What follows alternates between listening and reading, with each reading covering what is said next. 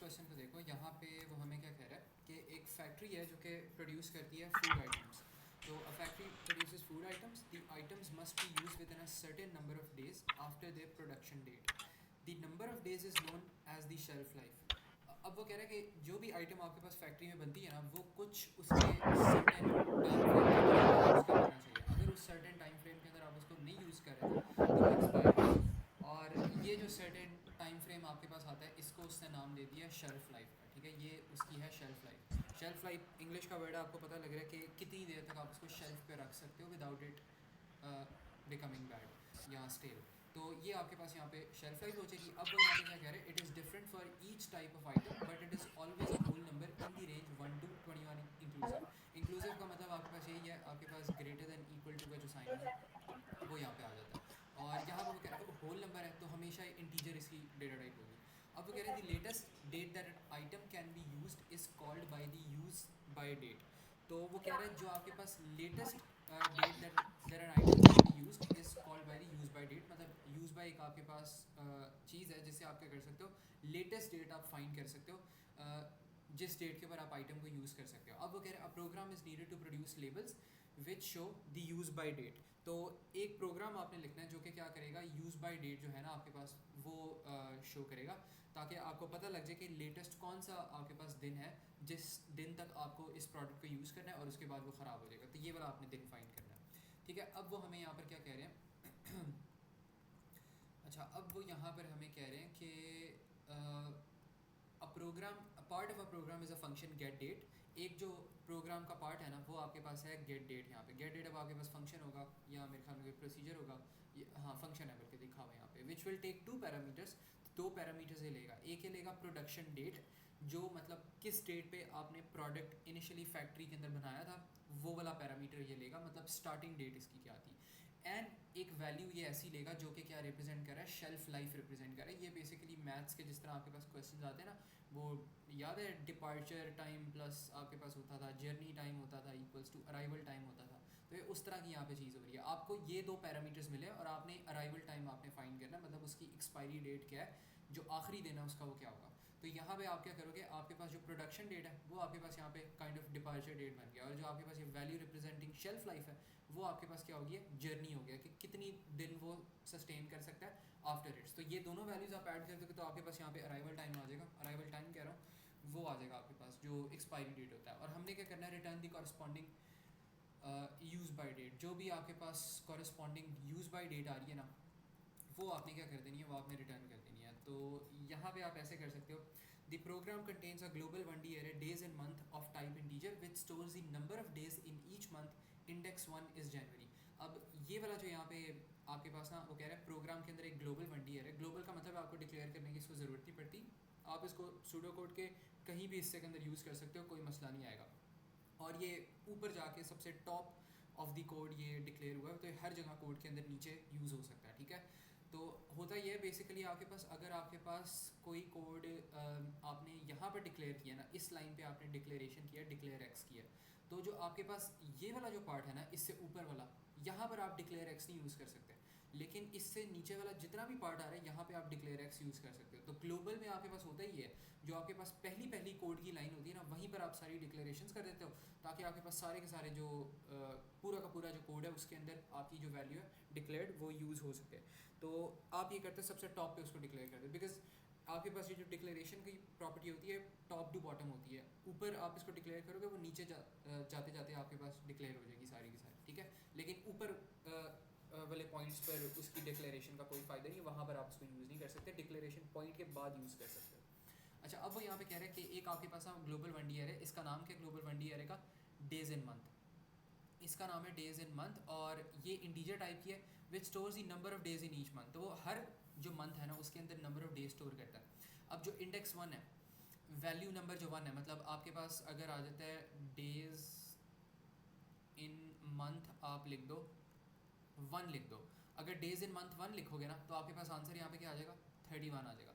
अगर आप यहाँ पे लिख दो डेज इन मंथ 2 लिख दो तो आपके पास आंसर यहाँ पे क्या आ जाएगा, 28 आ जाएगा. जनवरी फिर फरवरी आता है, फरवरी के अंदर 28 डेज होते हैं. वैसे लीप ईयर आ सकता है लेकिन उसे यहाँ पे बता दिए leap year is not considered. अगर लीप ईयर कंसिडर करें तो फिर और मसला हो जाएगा. लेकिन खैर इसके अंदर फिर इसी तरह अगर आप 12 देखते हो, 12 आपके पास दिसंबर का मंथ होता है, तो अगर आप 12 यहाँ पे डेज एंड मंथ निकलवाते हो, एक्सट्रैक्ट करवाते हो, तो आपके पास क्या यहाँ पे आंसर आएगा 31 आंसर आएगा। तो ये इस तरह ये जो बेसिकली एरे है ना, ये काम कर रहा है। और इसकी ज़रूरत किस लिए आती है? बिकॉज आपने जारी सी बात है, आपने अराइवल टाइम या अराइवल टाइम बार बार कह रहा हूँ, जो आपने एक्सपायरी डेट है, जो कि लास्ट डेट है, वो आपने निकालनी है। तो जो भी आपके पास नंबर ऑफ डेज आ रहे हैं मंथ्स के दरमियान, उनको आपने ऐड करना होगा। तो आप डेज को ऐड ही तभी करोगे जब आपको पता होगा कि हर मंथ के अंदर कितने डेज आ रहे हैं, ठीक है? तो फिर ये आप ऐड कर सकते हो। तो ये आपके पास यहाँ पे कुछ चीज़ें हैं। अब भी उन्होंने यहाँ पे कुछ कहा हुआ है, इसको हम बाद में पढ़ते हैं। मैं हमेशा रेकमेंड करता हूँ कोड को पहले कर लिया करो, ये ज़्यादा फ़ायदेमंद रहता है। अच्छा, अब वो क्या कह रहे हैं, complete the pseudo code for the function get date. तो जो गेट डेट है ना हमारे पास, हमने उसके लिए फंक्शन कंप्लीट करना है। Date function from the insert should be used in your solution. अब इंसर्ट के अंदर डेट फंक्शन के सारे फंक्शंस होते हैं that you can use here. तो हेडिंग उन्होंने यहाँ पे प्रोवाइड की है, एक पैरामीटर नंबर 1 प्रोडक्शन डेट, जिसकी डेटा टाइप भी डेट है, और एक आपके पास आ रही है शेल्फ लाइफ, जिसकी डेटा टाइप आपके पास इंटीजर है। अब यहाँ पे मैं जो आपके पास इंसर्ट आ रहा है ना, वो दिखा देता हूँ, बिकॉज इंसर्ट के बगैर हो सकता है फिर समझ ना आए, क्योंकि मेरे ख्याल में अली आपने इंसर्ट वगैरह नहीं पढ़ा होगा अभी, तो उसका इशू हो सकता है।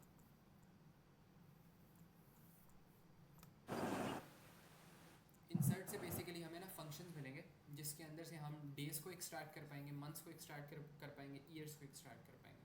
लेकिन मैं बताता हूँ कि किस तरह करेंगे। अब यहाँ पे ना उसने वो पता क्या कर दिया, ओ लेवल्स में तो नहीं था ना सर? क्या कह रहे हो? ओ लेवल्स में तो नहीं था ना? ओ लेवल्स में नहीं था। अब इसमें पता है क्या करना है, यहाँ पे उसने जो प्रोडक्शन डेट दी है ना, वो उसने आपको डेट डाटा टाइप में दिया। अब इसका क्या मतलब है, आज की डेट को अगर हम प्रोडक्शन डेट बना दें, तो आपके पास 7, 10 और 2025 आ जाएगा, राइट? लेकिन इसका हमें कोई फ़ायदा नहीं है।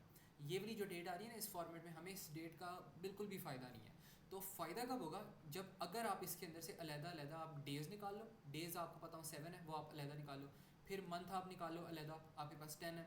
फिर आप ईयर्स निकाल लो अलग, जो आपके पास क्या है 2025 है। तो अब ये जो आपके पास डेटा आ रहा है ना सेपरेट, इसका आपके पास फ़ायदा होगा, और इसको आप आराम से फिर ऐड करके जो भी प्रोडक्शन जो भी शेल्फ लाइफ होगी उसके अंदर ऐड करके आप फिर जो लास्ट इसकी एक्सपायरी डेट है वो आप निकाल सकते हो। तो अब इस चीज़ का फ़ायदा है। तो हमने करना क्या है, हमने बेसिकली फंक्शंस ऐसे अप्लाई करने हैं इंसर्ट में से, जो इस डेट में से डेज़ को पहले निकाले, अलग करके एक्सट्रैक्ट करें, फिर मंथ को अलग एक्सट्रैक्ट करें, फिर ईयर को अलग एक्सट्रैक्ट करें। तो ये वाली हमने यहाँ पे जो फंक्शन है ना वो पढ़ने हैं।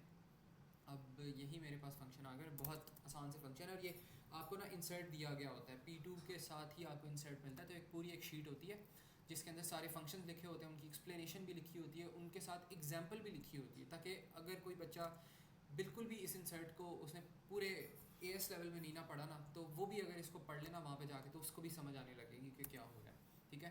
लेकिन स्टिल इसको आई रेकमेंड कि एक दफ़ा आपको पता होना चाहिए कि क्या करें, ताकि ज़्यादा खपो ना, बस आप देखो, नाम देखो फंक्शंस का और अप्लाई कर लो एज इट इज़। अच्छा, अब यहाँ पे आपके पास ये वाला फंक्शन आ रहा है, डे वाला फंक्शन क्या करता है, डेट टाइप पैरामीटर डेट लेता है। का था। हाँ, प्रोडक्शन डेट हमारे पास डेट टाइप पैरामीटर में था, और वो क्या करता है, इस पैरामीटर को लेगा, डेट पैरामीटर को, और इसके अंदर से खाली इंटीजर रिटर्न करेगा, जो कि आपके पास डे होगा। तो अगर आपके पास लेट सपोज आपने ये पैरामीटर एंटर किया ना 4/10/2003, तो it would return 4 as a day. और अगर मंथ वाला आप बिल्ट इन फंक्शन यहाँ पे यूज़ करो, तो मंथ वाला क्या रिटर्न करेगा 10, और ईयर वाला क्या रिटर्न करेगा 2003। तो ये जो हमारे पास ये जो डे आपके पास हो गया, मंथ हो गया, और जो ईयर हो गया, ये वाले जो आपके पास यहाँ पे बिल्ट इन फंक्शन है ना, ये आप यूज़ कर सकते हो to extract year, days and month separately. तो यही वाले हम यहाँ पे यूज़ करेंगे। और इसके अंदर से सबसे पहला जो हमने काम करना है, हमने प्रोडक्शन डेट के अंदर से सारी की सारी जो चीज़ें हैं ना, वो हमने निकलवा लेनी है, और फिर हम इसको देखते हैं कि किस तरह सॉल्व करेंगे। अब सबसे पहले आप ये कर सकते हो, आप डिक्लेयर कर लो। अब आपने यहाँ पे रिटर्न क्या करना है, आपने यहाँ पे डेट दोबारा से रिटर्न करनी है, ठीक है? तो सबसे पहले आप एक चीज़ यहाँ पे डिक्लेयर कर दो, आप कह लो न्यू डेट आप डिक्लेयर कर लो, ठीक है? बिकॉज न्यू डेट के अंदर आपने एक्सपायरी जो डेट है वो आपने रिटर्न भी तो करनी है, तो यही आपने रिटर्न करा। तो आप यहाँ पे लिख लो एक्सपायरी डेट, लिख लो या न्यू डेट लिख लो। आप कह लो कि एक्सपायरी डेट, और इसकी डेटा टाइप आपके पास हो जाएगी डेट के अंदर, बिकॉज आपने डेट ही रिटर्न करनी है। उसने यहाँ पे डेटा टाइप आपको बताई है डेट, तो जो भी आपने चीज़ यहाँ पे रिटर्न करनी है, उसकी भी डेटा टाइप आपने डेट ही डिक्लेयर करनी है। अब आपने क्या करना है, अब आपने बेसिकली जो डेज़ हैं वो आपने निकलवाने, मंथ्स आपने निकलवाने, और ईयर्स आपने निकलवाने। और उसके लिए आप क्या कर सकते हो, इनको भी बारी बारी डिक्लेयर कर लो। यहाँ पर आप सबसे पहले कह दो। अच्छा सर, मेरा अब सवाल था। हम्म, सर ये क्या, आप ओ लेवल्स में जैसे कि हमारे पास कमांड होती थी, इनपुट करते थे आउटपुट करते थे, तो ये मैं सर कहते थे, और जिस तरह आपने लिखा है अपडेट लिखा हुआ है, तो ये सर कहते थे कि ये अपडेट इस तरह नहीं लिखते, अप अंडरस्कोर डेट लिखते हैं, फिर कहते हैं कि आउटपुट इनपुट की जगह प्रिंट लिखो, इस तरह एंटर करके लिखो। तो ये कंपलसरी होता है या कि आप चॉइस होती है, आपको वजह से मर्जी लिखो? यार मैंने तो अपने ओ लेवल्स के अंदर आउटपुट भी लिखा हुआ है, मुझे तो नहीं लगता कि मेरी कोई मार्किंग वगैरह कटी थी, लेकिन स्टिल मैं भी रेकमेंड मैं यही करूँगा कि प्रिंट ही आप लोग यूज़ कर लिया करो, ठीक है। प्रिंट बेहतर रहता है क्योंकि जो मार्किंग सीम्स वगैरह होती हैं उसके अंदर प्रिंट होता है, मार्किंग सीम के अगेंस्ट तो आप नहीं चल सकते, ठीक है। तो प्रिंट और जो ये आउटपुट है ना वो सेम चीज़ होती है, लेकिन मुझे नहीं लगता कि इसके मार्क्स आपके कटने चाहिए। मार्क्स और ये इसके जो अंडरस्कोर वाली चीज है, कौन सी अंडरस्कोर वाली चीज़? ये जैसे कि आप डेट में जिस तरह के लिखा हुआ है कि अप अंडरस्कोर डेट, या कोई लिख दो हाँ, हैप्पी बर्थडे, फर्स्ट करो कमांड है तो हैप्पी अंडरस्कोर बर्थडे, इस तरह के लिखते हैं। या फिर आप इसको ऐसे भी लिख सकते हैं, या अंडरस्कोर डालना कंपलसरी है? अंडरस्कोर डालना कंपलसरी नहीं है, लेकिन मुझे यहाँ पे समझ नहीं आया तुम कहाँ पर कह रहे हो कि मैं अंडरस्कोर डालूँ। यार कोई सर ये वेरिएबल। एक्सपायरी डेट को अपडेट पड़ रहा है। एक्सपायरी डेट के अंदर मैं यहाँ पे अंडरस्कोर डाल दूँ कहीं पे? हाँ, एक्सपायरी अंडरस्कोर डेट, इस तरह का, अगर आप कोई वेरिएबल इसको नहीं इनपुट नहीं, करा रहे हो तो इसमें वेरिएबल। इसमें कोई भी फ़र्क नहीं पड़ता, इसको आप ऐसे भी यूज़ कर सकते हो। देखो पता क्या होता है, इसमें आपके पास ना डिफरेंट तरीके होते हैं। अगर आप आगे जाके पाइथन वगैरह यूज़ करें तो उसमें आपके पास प्रिंट यूज़ होता है, लेकिन अगर आप दूसरी की प्रोग्रामिंग लैंग्वेजेस यूज़ करें तो उसके अंदर सी आउट, आउटपुट या इस तरह की चीज़ें यूज़ होती हैं। तो आपके पास डिफरेंट प्रोग्रामिंग लैंग्वेज होती हैं और डिफरेंट उनके सिंटेक्स हो जाते हैं। और सूडो कोड ये होता है, सूडो कोड कहीं पर भी नहीं लाई करती, सूडो कोड आपके पास ना बस यहाँ पर भी जा रही है वहाँ पर भी जा रही है। तो ये बस डिफरेंट प्रोग्रामिंग लैंग्वेजेस के वो होता है, आपके पास कॉम्बिनेशन होता है। तो इसमें ये होता है, इसमें फ्लेक्सिबिलिटी थोड़ी सी होती है। तो अगर तो सर प्रिंट इसमें इनपुट कहाँ पे लिया है, इस कोड में जो इनपुट है वो कहाँ है? ये फंक्शन में जो पैरामीटर्स हैं यही इनपुट ये है? पैरामीटर हमें ऑलरेडी दिए हैं, तो इसमें हमें इनपुट लेने की ज़रूरत ही नहीं है, ठीक है। सही। तो गुड हो गया बस। तो बस यही मैं बात कर रहा हूँ। जो आउटपुट और प्रिंट वाली चीज़ है ना, वो मैं भी रेकमेंड यही करूँगा, प्रिंट कर दिया करो। लेकिन आउटपुट मुझे नहीं लगता मसला होगा। बाकी जो अंडरस्कोर वाली चीज़ है वो कुछ भी नहीं है, वो जो मर्जी करो, अंडरस्कोर वाली चीज़ फेक है। अच्छा, एक ये हो गया, आपने एक्सपायरी डेट यहाँ पे कर लिया। इसके बाद आपके पास डिक्लेरेशन हो सकती है, यहाँ पे आप कह दो आप डी को यहाँ पे डिक्लेयर कर दो, फिर आप यहाँ पे डिक्लेयर कर दो एम को डिक्लेयर कर दो, एंड देन वाई को डिक्लेयर कर दो एज इंटीजर। अब ये मेरे ख्याल में मीनिंगफुल आइडेंटिफायर नेम्स नहीं, आप इनको डी डी एम एम या क्वाड वाई वाई वाई वाई कर दो, ताकि थोड़े से मीनिंगफुल बन जाए, पता लग रहा है क्या हो रहा है। लेकिन मैंने भी शॉर्ट फॉर्म करके इस तरह लिख दिया, ठीक है। तो इस चीज़ को बस ख्याल कर लेना। अब आपने क्या करना है, अब यहाँ पर आपने बारी बारी जो भी आपके पास डेज, मंथ्स और ईयर्स आ रहे हैं ना, वो आपने एक्सट्रैक्ट कर लेना है। तो आप इस तरह करोगे, सबसे पहले आप डेज एक्सट्रैक्ट कर लो, और इसके लिए आप क्या करोगे, डेज वाला आप फंक्शन यहाँ पे लगाओगे।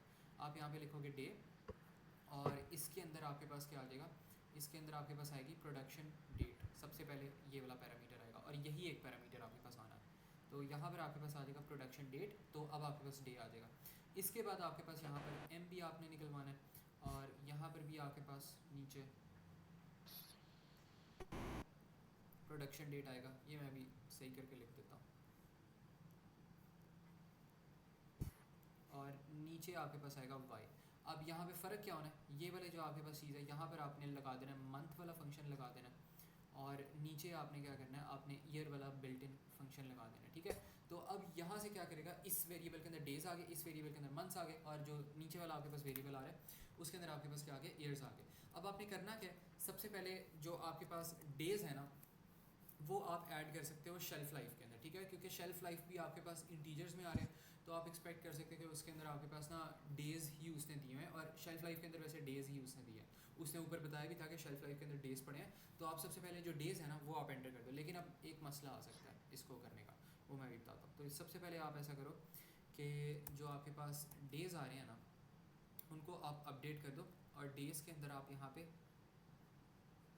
शेल्फ लाइफ वाले जो दिन आ रहे हैं वो भी ऐड कर दो। अब यहाँ पे एक मसला आ सकता है, अब हो सकता है आपके पास जो डेज़ अब आपने ऐड किए हैं वो आपके पास 31 से ज़्यादा डेज़ हो जाए, या आपके पास जो रिस्पेक्टिव अभी मंथ चल रहा है उस रिस्पेक्टिव मंथ के जो मैक्सिमम डेज़ हैं उनसे ज़्यादा डेज़ हो जाए। फिर आप क्या करोगे, फिर आप ये करोगे कि आपके पास जो मंथ वाला वेरिएबल है उसको आप इंक्रीज़ कर दोगे, और जो बाकी के आपके पास डेज़ रह जाएंगे वो आप फिर क्या करोगे, एक्सट्रैक्ट करवा लोगे। अब लेट सपोज यहाँ पे आपके पास जो डेज़ आ रहे थे ना, डी के अंदर जो वैल्यू आई थी, आपके पास लेट सपोज फरवरी का मंथ चल रहा है, और आपके पास अभी इसके अंदर फिलहाल 27 डेज़ पड़े हैं, और फेब के अंदर आपके पास मैक्स डेज़ कितने आ सकते हैं, मैक्स डेज़ फेब के अंदर आपके पास 28 आ सकते हैं, ठीक है। तो अब आप करोगे क्या कि अगर शेल्फ लाइफ के अंदर लेट सपोज 10 डेज़ है, तो आप यहाँ पे क्या करते हो 27 प्लस 10 कर देते हो। यहाँ पे डेज़ के अंदर क्या चीज़ आ गई 37 डेज़ आ गए। 37 डेज़ तो ना तो फेब में होते हैं और इससे भी बेहतर बात किसी में भी नहीं होते, ठीक है, गलत बात बल्कि। तो किसी और मंथ में 31 से ज़्यादा होते नहीं, तो ये यहाँ पे गलती आ गई आपके पास। तो आप यहाँ पे चेक करोगे कि अगर जो आपके पास अब करंट डे आ रहे हैं वो आपके पास जो डेज़ इन मंथ वाला हमने एरे लगाया था और जो आपके पास करंट जो भी मंथ चल रहा है वो आप यहाँ पे मंथ यहाँ पे कर लो और आप करो कि करंट मंथ के जो मैक्सिमम डेज़ हैं, अगर आपके पास डेज़ अभी करंट ज़्यादा है उससे मैक्सिमम मंथ के डेज से, तो आप क्या करोगे, आप यहाँ पे मंथ को इंक्रीज़ कर दो, मंथ को आप यहाँ पे कर दो, मंथ को आप +1 कर दो और जो बाकी के आपके पास डेज़ रह जाएंगे उनको आपने क्या करना, माइनस कर देना। और उसको आप इस तरह कर सकते हो, डेज़ इक्वल टू जो भी आपके पास डेज़ आ रहे हैं उनको, जो भी मैक्सिमम आपके पास मंथ के अंदर डेज़ आते हैं उनसे आप माइनस कर लो, तो आपके पास ये आ जाएगा। यहाँ पर सपोज 37 था ना, तो आप करो 37 माइनस आप कर लो 28 कर लो, तो 37 माइनस 28 करोगे आपके पास क्या आ जाना चाहिए, 9 आ जाना चाहिए। तो इसका मतलब अब इसके अंदर 9 डेज स्टार्ट हो गए और अब आपके पास जो मंथ है वो भी आपने प्लस कर दिया। तो फरवरी के बाद कौन सा मंथ आता है, फरवरी मार्च। मार्च आता है। तो अब आपके पास क्या स्टार्ट हो गया, मार्च स्टार्ट हो गया और मार्च 9 आपके पास आ गया। और एग्जैक्टली यही चीज़ हमें चाहिए थी। आपके पास फरवरी अगर 27 के अंदर आप 10 डेज और डालो तो आपके पास मार्च 9 आ जाता है, ठीक है। तो ये बेसिकली हमने वैसे ही करना है जिस तरह हम अंदाज़ा कर रहे थे, बस उसको हमने कोड में लिखना है। मैंने बहुत गंदे तरीके से यहाँ पे लिखा है, लेकिन मुझे बताओ ये चीज़ समझ आई है कि नहीं। इसको अब मैंने बस यहाँ पे सीधे तरीके से आ लिख गई है दिया। समझ लो तो गुड आ गई है। सिस्टम। अच्छा, अब इसके अंदर हमने क्या करना है, यहाँ पे ना हम नीचे जाके चेक कर लेते हैं, एक मिनट। यहाँ पे अब हम नीचे जाके चेक करते हैं कि हमारे पास यहाँ पे कैसे यहाँ पे वैल्यूज़ आ रही हैं। अच्छा, अब एक और जो चीज़ आप यहाँ पे कर सकते हो वो ये कर सकते हो कि आप चेक कर लो कि इफ़ आपके पास जो डेज़ आ रही हैं वो ग्रेटर देन है डेज़ इन मंथ का जो एरे आ रहा है। डेज़ इन मंथ का एरे हमने ऊपर पढ़ा था, मैक्सिमम जो एक मंथ आ रहा है रिस्पेक्टिव उसके अंदर मैक्सिमम डेज स्टोर कर रहा है। तो यहाँ पे आ जाएगा डेज़ इन मंथ और इसके अंदर आप कर लो, इसके अंदर मंथ वाला आपके पास वेरिएबल आ जाएगा, ठीक है। तो ये स्टोर कर देगा। तो वो कह रहे हैं अगर जो आपके पास डेज़ मैक्सिमम मंथ के अंदर डेज से ज़्यादा हो गए तो फिर आपने यहाँ पे क्या करना है, आपने जो भी मंथ आ रहा है आपने उसको इंक्रीज़ कर देना है। हाँ बताओ नहीं। सर ये डेज एंड मंथ वाला जो एरे है ये ऑलरेडी डिक्लेयर्ड है। ये ऑलरेडी डिक्लेयर्ड है। उसने यहाँ पे कहा था ना कि ये आपके पास ग्लोबल एरे आ रहा है, global 1D array days in month, जो कि ये स्टोर कर रहा है मैक्सिमम जो एक दिन के अंदर मंथ्स आ रहे हैं, ठीक है। ग्लोबल का मतलब क्या, वो ऑलरेडी डिक्लेयर्ड है एंड ग्लोबल का अगर मतलब है ऑलरेडी डिक्लेयर्ड है, आसान लफ्जों में ऑलरेडी डिक्लेयर है, डिक्लेयर करने की आ ज़रूरत नहीं है और पूरे कोड के अंदर यूज़ हो सकता है, कोई भी मसला नहीं है, जहाँ मर्जी यूज़ करो। ओके एंड लोकल वेरिएबल्स जो होते हैं एंड जो लोकल और ग्लोबल का बेसिकली फ़र्क ये होता है, लोकल जो आपके पास चीज़ होती है ना वो कोड के एक स्पेसिफिक पोर्शन के अंदर यूज़ होता है। अगर लेट्स सपोज आपके पास यहाँ पे एक फॉर लूप आ रहा है, अब आप लगाते हो for x equals to 1 to 10 लगाते हो और यहाँ पर आपके पास आ जाता है नेक्स्ट x आ जाता है। तो ये वाला जो x है ना आपके पास, ये खाली इस पोर्शन के अंदर यूज़ होगा, बाहर ये नहीं यूज़ होगा, यहाँ ये नहीं यूज़ होगा। लेकिन अगर ग्लोबल आप x यहाँ पे डिक्लेयर करते हो तो वो यहाँ भी यूज़ होगा, अंदर भी यूज़ होगा, यहाँ भी यूज़ होगा।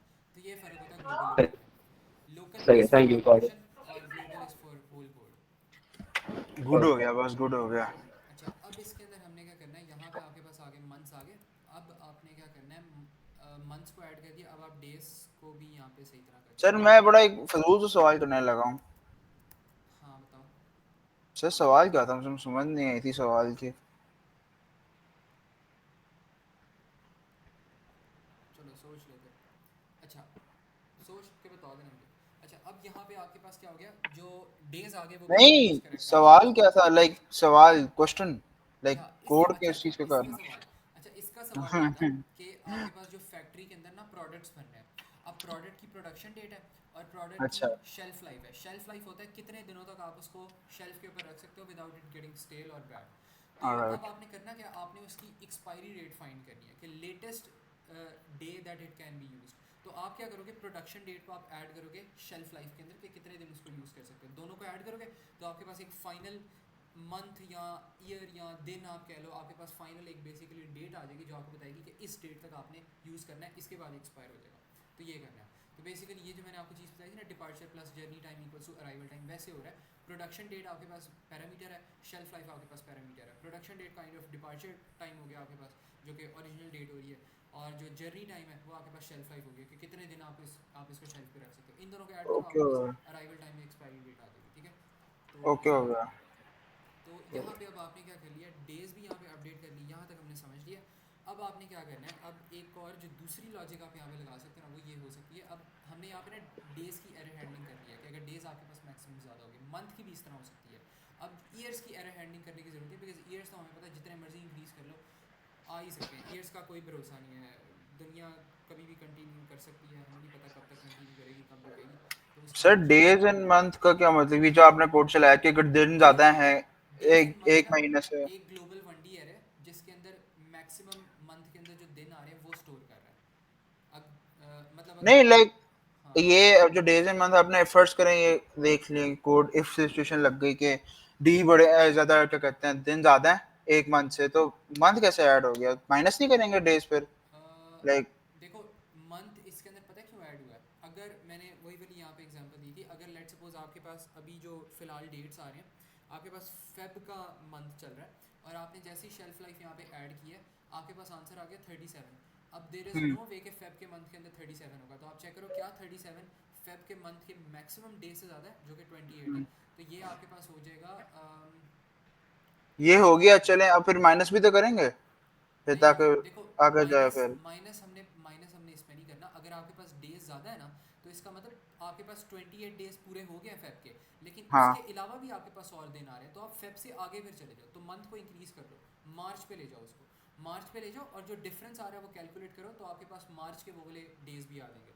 तो यही मैंने आपको बताया था कि अगर लेट सपोज आपके पास 28 दिन आ रहे हैं ना, और यहाँ आप लेट सपोज कह रहे हो यहाँ पे 27 की मैंने आपको एग्जांपल दी थी, आप कह लो कि आपके पास सबसे पहले 27 यहाँ पे डेज आ रहे हैं, इसके अंदर आप ऐड करते हो 10, तो आपके पास आ जाता है 37 आंसर आ जाता है, राइट। अब आप यहाँ पे 27 को ऐड करो और इसके अंदर आप 27 फेब को लेट सपोज कर लो, 27 फेब चल रहा है, ठीक है, ये यहाँ पे मंथ चल रहा है, मंथ एज्यूम कर लो अभी फेब है, तो इसके अंदर आप 10 डेज और डालो, तो आपके पास रिजल्टेंट आंसर क्या आएगा, आपके पास आ जाएगा मार्च 9 आ जाएगा। ये तो हम खुद भी इस तरह कैलकुलेट कर सकते हैं। तो यहाँ पे हुआ क्या, ये जो मार्च 9 आया, आपने फेब से एक मंथ इंक्रीज कर दिया, फेब के बाद मार्च आ गया तो मंथ को इंक्रीज किया, और जो इनका डिफरेंस है वो आपने कैलकुलेट कर लिया, मतलब 37 माइनस 28, तो आपके पास यहाँ पे 9 आ गया। तो इस तरह होता है।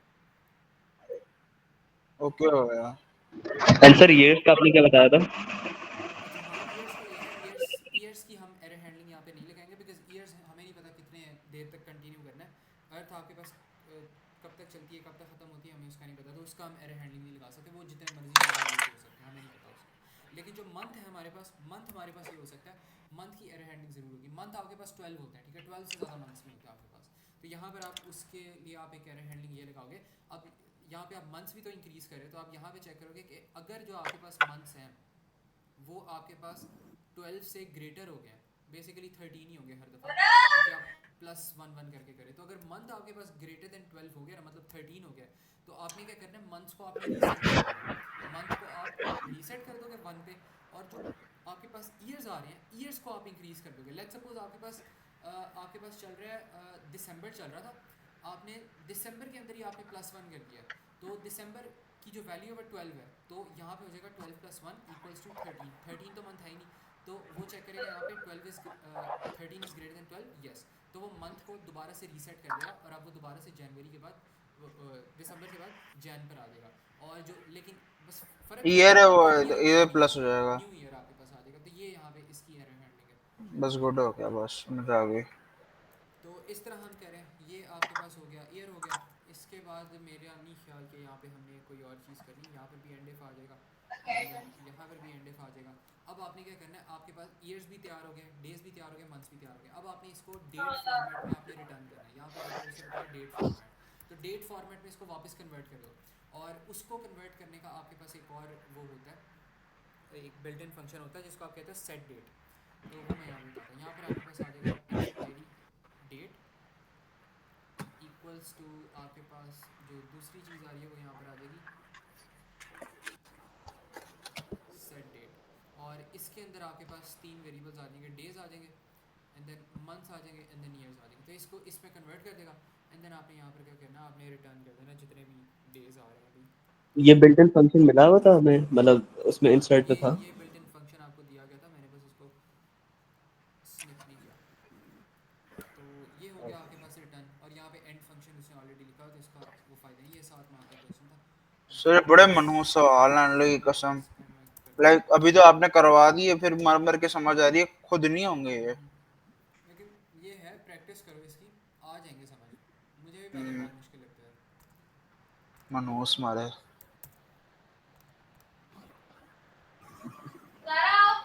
हमारे सर ने हमें मोटिवेशन दी थी, कहते किसी इसमें से आप बस ट्राई किए कि 3 मार्क्स ले लें, 4 मार्क्स ले लें, ऐसे पूरे मार्क्स देते ही नहीं है इसमें। नहीं, आ जाते होते हैं ऐसी भी कोई बात नहीं है। सर वो कह रहे थे कि बस इसमें ज्यादा दिमाग नहीं खपाना, बाकी पेपर भी करना। भाई प्रैक्टिस रखो इसकी, दिमाग खपाना ही नहीं पड़ेगा, आराम से क्वीन से बैठो। ठीक है। क्या मतलब बात है। शुरू दिन से रखो, हर रोज़ एक क्वेश्चन एटलीस्ट कर लिया करो, आप लोग का ये आराम से निकल जाएगा। ठीक है, लेकिन एंड पे जाके फिर पैनिक होता है। तो बस ये था। अब ये वाला क्वेश्चन देख लो, यहाँ पे वो क्या कह रहा है ए पार्ट में, an algorithm uses the array days in month to calculate a use by date. Use by आपके पास एक्सपायरी डेट है जो हमने कर लिया calculate. An alternative design would be involve the use of multiple selection statements. Multiple selection statements पता क्या होगा इसमें? इफ़ डेज, एक इफ़ आप कह रहे हो कि आपके पास जो मंथ आ रहा है इक्वल्स टू जनवरी आ रहा है, देन आपने करना है कि डेज इक्वल्स टू 31।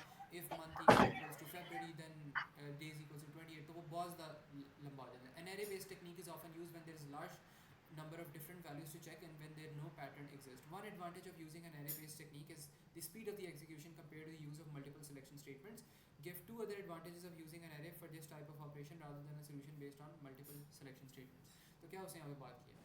यहाँ पे से बात की, वन एडवांटेज ये है कि स्पीड ऑफ एग्जीक्यूशन है। तो दूसरी बात आपके पास ये हो सकती है कि आपके पास total length code. Less lines of code आपके पास होता है, इजी टू राइट होता है, और लेस लाइंस ऑफ कोड होता है, स्टोरेज भी कम होती है। Less prone to error. Less sir एक सेकंड, सर एक लाइंस। सेकंड रुकिएगा, मेरी वो ग्लिच हो रही है ये स्ट्रीम में, जरा दोबारा रिजॉइन कर रहा हूँ। ओके, 1 मिनट दें। एक ही पॉइंट रह गया बस। बहुत ग्लिच हो रही है सर, आपकी आवाज नहीं आ रही।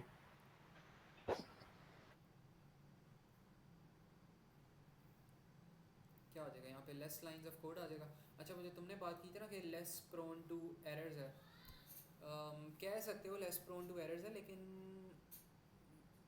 अगर उसको प्रोग्रामर सही तरीके से लिख रहा है ना तो कोई भी मसला नहीं होगा, एरर नहीं होगा। लेकिन हाँ, नहीं, ये ये कह होता है ना सकते सर के जब लेंथ बढ़ जाती है तो चांसेस ऑफ एरर बढ़ हाँ जाते हैं। ये कह सकते हो ज़रूर, लेकिन मुझे लगता नहीं है कि एग्जामिनर इसको मतलब सही मानेगा। क्योंकि एग्जामिनर की क्योंकि ये ठीक है, ये मतलब सही है, आपकी लॉजिक सही है और डेफिनेटली हो सकता है ऐसा, लेकिन ये एक रैंडमनेस आ जाती है इस आंसर के अंदर। ठीक है। सर दोबारा बताइएगा जरा, मुझे समझ नहीं आई, सवाल ये हम दोबारा करेंगे। करते अच्छा, हैं। यहाँ पे उससे ये क्या कि आपके पास ना यहाँ पे जो एल्गोरिथम है वो डेज एंड मंथ यूज़ कर रहा है to calculate a use by date. Days and month ये वाला एरे था आपके पास। अब वो कह रहा है कि अच्छा ऑल्टरनेटिव डिज़ाइन हो सकता है कि आप यूज़ कर लो मल्टीपल। दाएं साइड पे दाएं। अच्छा, एक जो आपके पास हो सकता है ना, दूसरा मेथड हो सकता है, वो ये हो सकता है कि आप मल्टीपल सिलेक्शन स्टेटमेंट्स यूज़ कर लो। मतलब आप लिखो कि if month equals to January, then day equals to 31। If month equals to February, then days equals to 28। Else if. तो इस तरह करके आपके पास बहुत ज़्यादा कोड हो जाता है। तो वो कह रहा था कि एरे बेस्ड का एक तो फ़ायदा ये है कि स्पीड बहुत ज़्यादा तेज़ होती है, लेकिन दूसरा फ़ायदा क्या होगा? दूसरा फ़ायदा ये होगा लेस लाइंस ऑफ कोड होती है, और आपके पास इजी टू अंडरस्टैंड होता है, और आपके पास लेस स्टोरेज होती है, आपके पास लेस मेमोरी रिक्वायर्ड। ठीक है। मैं तो तो अगर रट्टे मार के गया ऐसा था। होगा तो लेस ये मेमोरी होगा। ये 2 points, less times of codes और इजीली अंडरस्टैंडेबल। आह, क्या बात है। ये ज़रूरी नहीं रट्टा मारने की इसमें। लेस